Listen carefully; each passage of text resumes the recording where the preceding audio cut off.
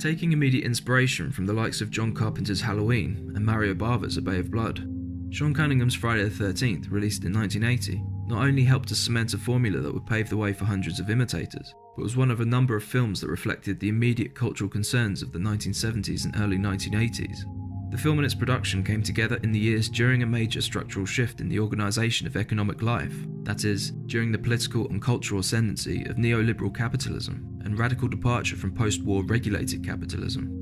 It questions what the cultural picture could reasonably have come to look like if certain values were to be significantly de-emphasised or abandoned and others taken forward, fears that the direction of legislation had already started to give credence to. The film, along with its many sequels, speaks of an authority emerging from the wilderness and taking its place at the centre of popular culture. The authority across the series almost always wears a mask as privacy protection, and generally possesses a degree of invulnerability, often aided by an environment it is known or developed in, and so can use and manipulate to its advantage. Friday the 13th is one of many films and franchises to demonstrate how the emerging neoliberal conceptions of freedom start to be configured and weighted across social relations, depicted on screen through groups, individuals, values and powers interacting. This becomes more relevant when Jason, the soon-to-be iconic killer, enters the fray in the sequel, but we can see some of these representations appear in the original film, given its symbolic elements, narrative and formula.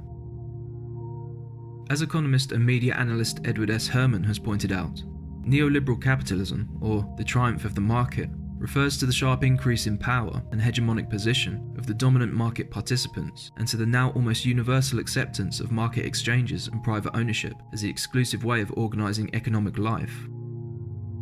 The films depict the unorganised and undisciplined, who never wield the same advantages in strength as the mysterious and dominant super entity. They don't know to be on the lookout, they don't understand their new environment, the private property, or the mission statement like it does. To understand it would take time, but time is of the essence for the vast majority of under-pressure Crystal Lake visitors. In their landmark freedom moment between parental authority and moving out into the world, characters eventually become vessels to demonstrate, in the shadow of the aggressor, the relentlessly stressed values of material acquisition and individual satisfaction that, through their heightened emphasis, serve to fracture solidarity. But early on we're given a glimpse of the values of community, service to others and human solidarity that, by the sequel, have significantly fallen away in the shadow of the deregulated power as regressive tax on the majority.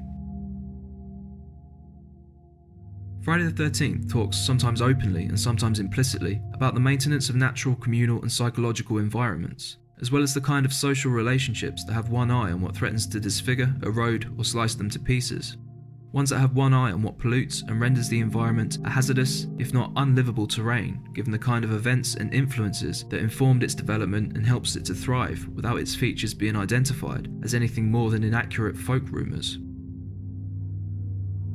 As sociologist and psychologist Erich Fromm once noted in describing the unseen authority of the market, who can attack the invisible? Who can rebel against nobody? Through The Final Girl, or General Lone Survivor, the films, at least in much of the prominent accompanying rhetoric for them by those involved in making the films, as well as by critical commentators, signal towards a survivalist individual resolution to the horror. This was during a time where hardline market-friendly stances on individualist philosophy, freedom, liberty, personal choice, were being centralised and ironically promoted alongside claims of there is no alternative. We warm to the spirit of the underdog taking down an oppressor, but we also see that, given the nature of the beast in the disparity of power, going it alone in a time of shock treatment resembles something much closer to suicide than anything approaching the classical liberal emancipatory ideals towards the cultivation of the human character. Characters in Friday the 13th didn't need the plight influenced by the strong personality as a spur to economic activity. The comparatively heavy onus on human connection and solidarity was made to feel like enough of a spur to social and economic responsibility, while the necessity to react in moments of danger seemed like it was always there. Similarly, throughout the series, calls for help are regularly met, where possible, with characters jumping into action in situations where they put themselves in mortal peril to attempt to alleviate the suffering of others. Later examples of the opposite don't minimise or obscure this, but only suggests the ways in which the neoliberal individualist logic was starting to influence the behaviour of the general population.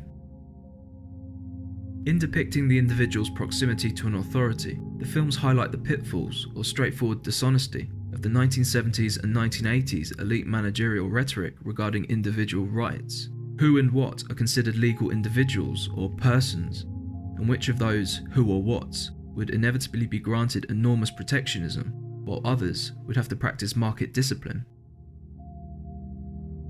In showcasing this disparity of power in bold strokes, and representing necessary inequality fairly well, the series clearly has more to say on a socio-political level than early 1980s centrist opinion was willing to acknowledge.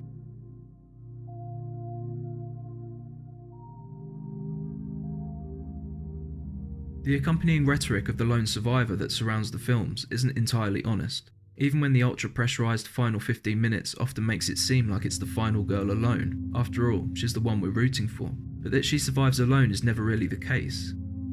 In the Friday franchise, no individual succeeds alone, yet an overwhelming percentage of those who survive together still don't affect the authority enough to prevent the return.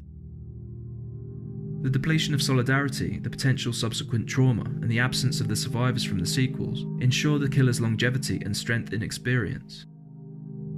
This absence ensures the mutilation or disappearing of the communicated story, where the ability to relay a message of unity and to remedy the dislocation and distraction of young others could have provided a freedom to know and do something about what had made a home behind the tree line.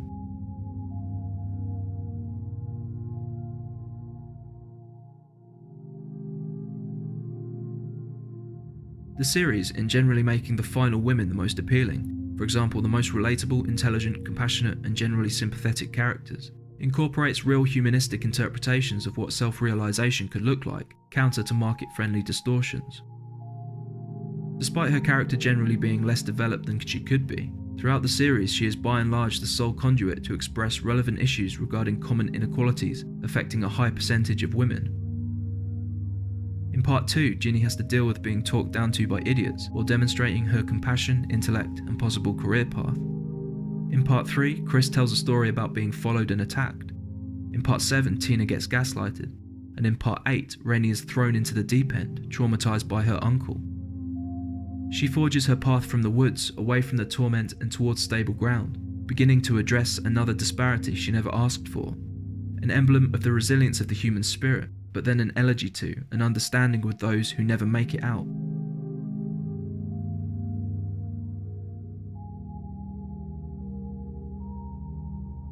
When the chase begins and broken collaborative efforts highlight the fear of having nobody to turn to, and the fear of losing valuable connection, among the other things, we understand that the positive attributes key to the fight back are in no way comparable to the motives of the authority, even if the female heroine is, in some ways, painted as distinct from the other young people as Jason is.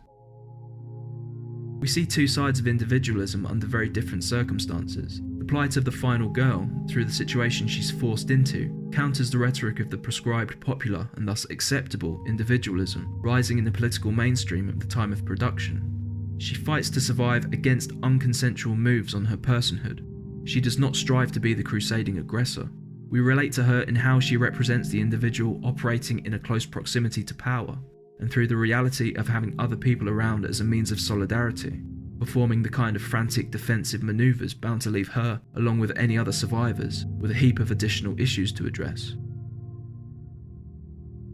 The same sympathy afforded to the final girl is not afforded to many other characters who, in their exaggerated depictions after the original, represent the myriad of high school stereotypes, thus making room for identification with Jason in his intolerance towards a fixed socially prescribed identity that is able to complement the sympathy for his original victimhood.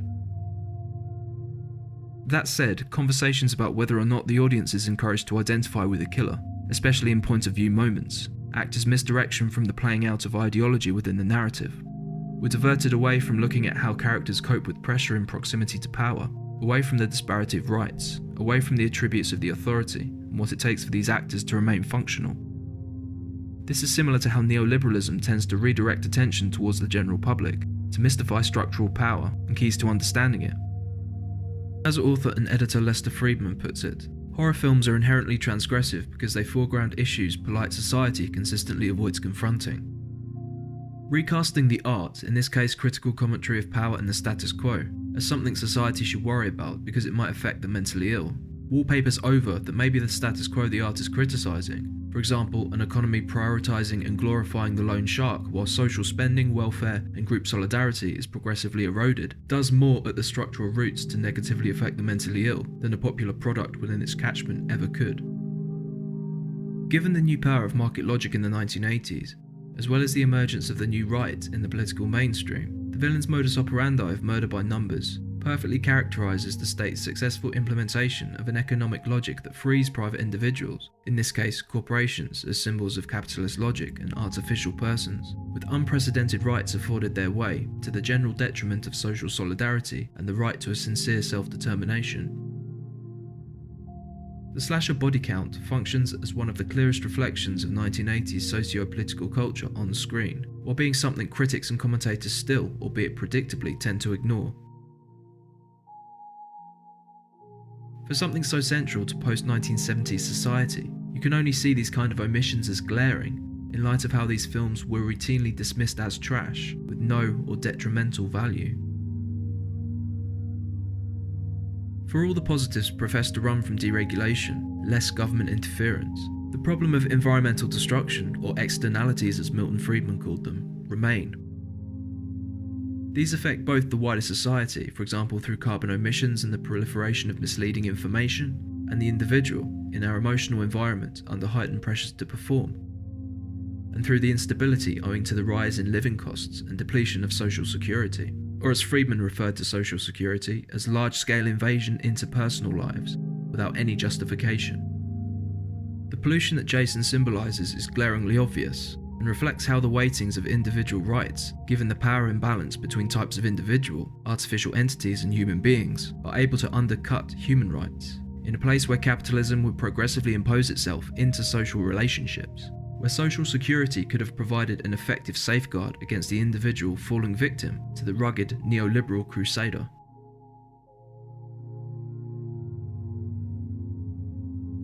When the authority, enabled to branch out, suddenly runs into a stumbling block, or more accurately when it faces extinction, something bound to happen sporadically under the championed competitive ethic, it suddenly receives revival by electricity. A welfare bailout is the mysterious invisible phenomena from seemingly nowhere, given the concerted lobbying effort by the private sector to make government seem more absent, strapped for cash, more ineffective and more inefficient than it actually is or can be. The private sector also forever lobbies for privileges, rights and government bailouts, in short, welfare, but are then extremely loud in rallying against public welfare for the poor, all in the name of libertarianism. These revivals are given a mysterious air, as though there was something inherently inevitable about them, like they were sanctioned by God, in a similar way to how Jason's bloody routine during the final third of the films runs in tandem with a storm characterised, through hyper-displays, the brutal attack on the welfare of the public. The business-thinking flexibility element under capitalism that sociologist Richard Sennett talks about in The Corrosion of Character can be read in its negative effect on the general population as instability, while the accompanying no long-term description speaks for itself in this context. This is reflected in Crystal Lake's dark woods as a physical, intellectual and spiritual distance from home. On something else's familiar ground, the environment proves an assault course and often complete darkness behind the tree line, destabilising the ability to form a coherent picture of the world, veiling the forces and interests at play. It goes without saying that when our critical observational faculties are undertrained, undernourished, or purposefully legislated against given the authorities' need to camouflage or mask itself, doubt breeds.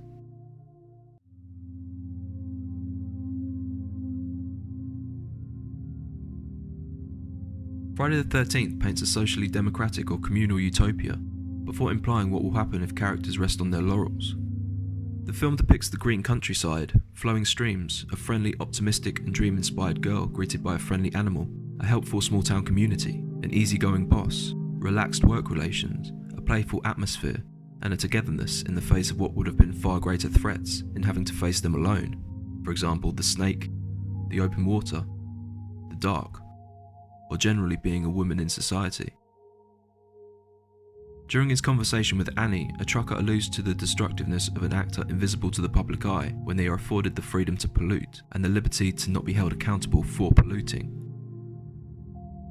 He seems to flip opinions mid-conversation before dropping Annie off in the middle of nowhere. We see the name of an oil company on the side of his truck, giving the impression that Annie is already in a world that knows more than she does, where some major questions are perhaps purposely being avoided or distorted.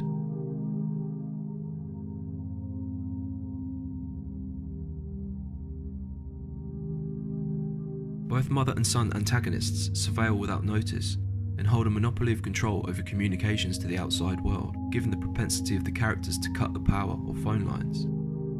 As linguist and popular critic of US domestic and foreign policy Noam Chomsky has pointed out, where there is any pretense of democracy, communications are at its heart.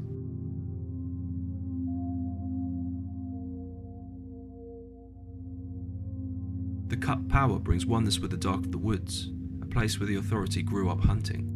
This has the effect of privatizing territory, so the public can't see what it contains.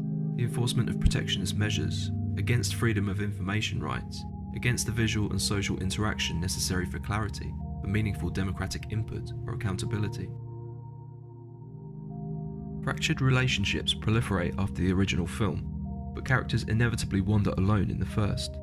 As with John Carpenter's The Fog, the presence is looming and the implied consequence of being oblivious to the neglected historical tragedy pounds through the screen.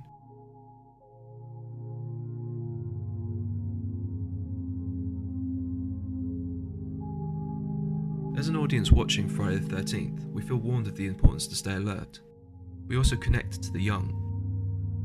During the strip Monopoly scene, the characters tamely satirise the dangers of capitalism. Shoes and clothes become the obvious metaphor for character, means of survival, mobility and stability, before medicine, or in this case alcohol, is used to temper the effects of suffering, given what capitalism strips us of, as workers, consumers and human beings. Or as Richard Sennett puts it, a short-termism that threatens to corrode those qualities of character which bind human beings to one another and furnishes each with a sense of sustainable self.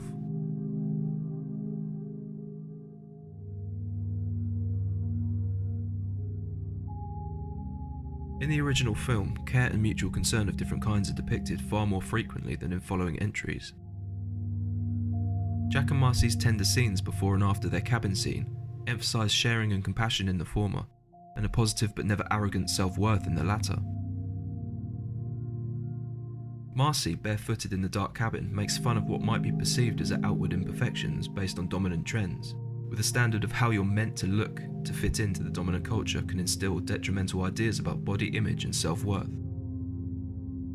In these moments, Marcy is contented in herself, but not as a result of pursuing selfish interests, rather as a result of a shared experience, comforted and sheltered from the impending storm, or so she thinks.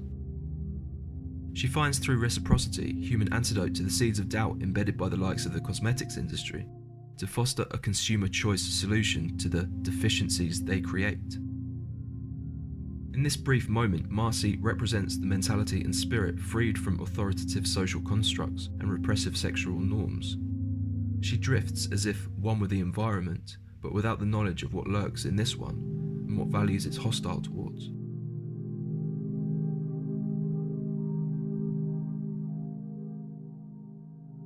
In subsequent films, characters are more likely to be murdered following humiliation, naked, or after acting abrasively from one perspective or another. For example, flirting with someone besides girlfriend, watching adult movies, stalking and stealing a skinny dipper's clothes, after doing drugs, after using sex as deception, or after some form of over-exaggerated performance unlikely to foster warm regard. But in the first film, the kids are murdered after spatially drifting apart and while looking for one another, rather than after the collision of personalities or provoking non-sympathy from the audience. They are sliced to pieces when they are alone at night, while showing concern, or while being individually useful to the group. They are gradually absorbed by darkness in the only moments it could possibly diminish a not insignificant bond of solidarity.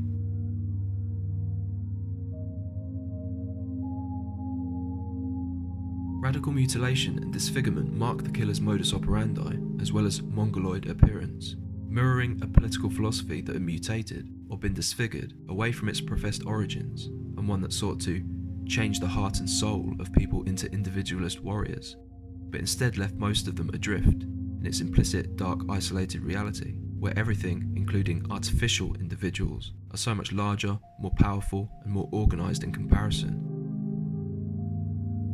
By linking morality to a pushed inequality of condition in a neo-Darwinian survival scrap, the state justifies degradation and poverty, as well as servitude without assurances, to a ruthless capitalism, a convenient confabulation used time and again throughout history for justifying all kinds of exploitation and atrocity.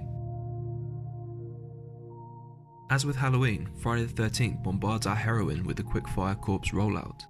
The symbolism of the erratic visual cacophony of mutilation reflects the unsettled conditions of the survivor's mentality, a psychotic transformation of the landscape provoking the rational and obvious, but apparently hard to measure externalities or neighbourhood effects on human beings. One outcome could see Alice break down, another could see her adrenaline fueled and fighting back. Whatever the case may be, high intensity is the name of the game, in an environment where there is no alternative to the law of the jungle.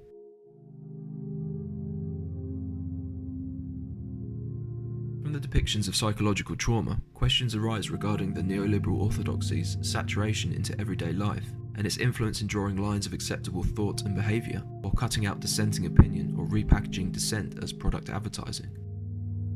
This, paired with its radical onus on individualism for the general public as opposed to the small percentage who benefit the most from neoliberalism, encourages the kind of insularity that could be seen to hamper attempts to locate the sources of trauma and hardship socio-politically in structural policy decisions emanating from the collectivist strongholds of the state and private power.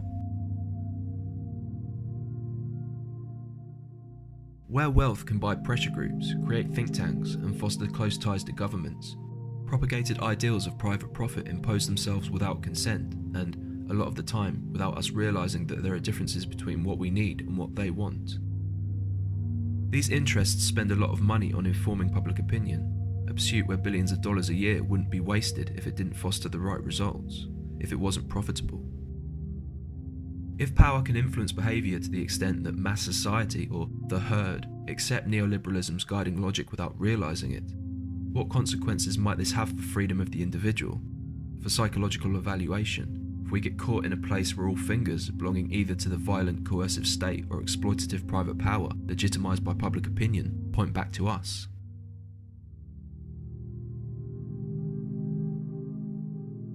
Other substantial questions also arise around to what extent power informs diagnosis criteria for a number of depression, anxiety and stress-related conditions, what mode of delivery and market solutions yield the best returns for private profit, and in how diagnosis and subsequent prescriptions might differ for status or social position. As Erich Fromm has pointed out, quite naturally the concepts of health and illness are the products of those men who formulate them. Hence, in the culture in which these men live, alienated psychologists will define mental health in terms of the alienated personality, and therefore consider healthy what might be considered sick from the standpoint of normative humanism. In the way evaluation focuses on the individual, structural socio-political causation factors can't be addressed in the same way, and so are necessarily minimised to address the immediate needs of the patient, often in crisis scenarios. No one would argue that this is a bad thing, owing to the short-term needs of the patient, though in adherence to a guiding logic where, as C. Wright Mills has talked about, there are few attempts to explain deviation from the norms in terms of the norms themselves, and no rigorous facing of the implications of the fact that social transformations would involve shifts in them. So the long-term usefulness of institutional help and maintenance of mental health depends a great deal on what structural social pressures are influencing them.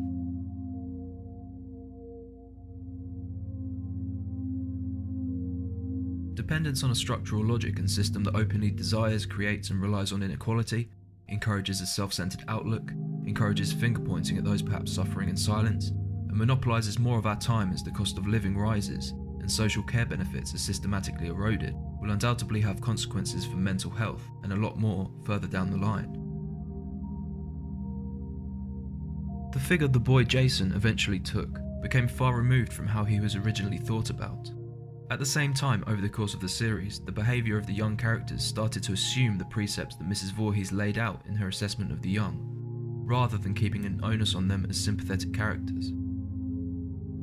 The original film maintained that they weren't being irresponsible or actively harmful, that they just happened to not be in the vicinity when the tragedy happened. The separation from the audience's sympathies written into many a character mirrors the detachment or alienation shown in the villain's disposal of their victims. Implements are put between flesh and flesh. Like disposing of spiders to prevent the frightful otherness from touching you, Jason and Mother rarely handle their victims before the act. until they can be safely moved and positioned off-screen, ready for display. The young are often written emptily and reflect impersonality, relegating nourishment to a subordinate role or into non-existence, while the question of identification with the killer in terms of potential for imitation seems like a moot point. Though the unseen playing out of ideology within the narrative could be influential in determining how we think about things, especially if we don't understand what values certain representations correspond to, if we can't see the killer for the trees.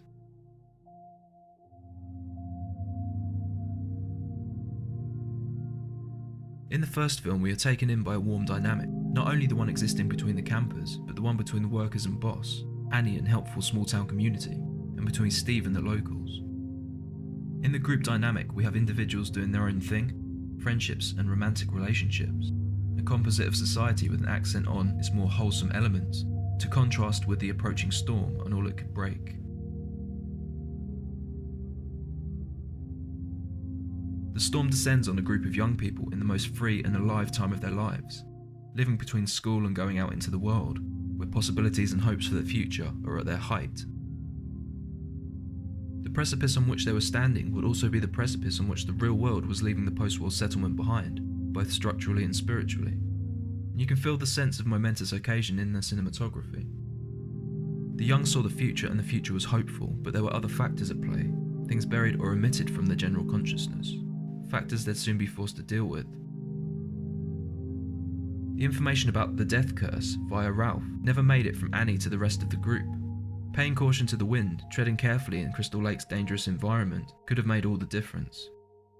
Annie could have been the lighthouse warning, but the power of the transmitted story was stopped in its tracks by the authority, who tails lone walkers to trim the fat from any potential organised response.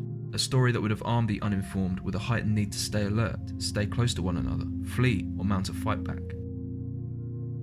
For this omission, a freedom was afforded to the authority, a freedom enabling it, both coercively and violently, to retain its position as an ominous abstract nothing without a face to its name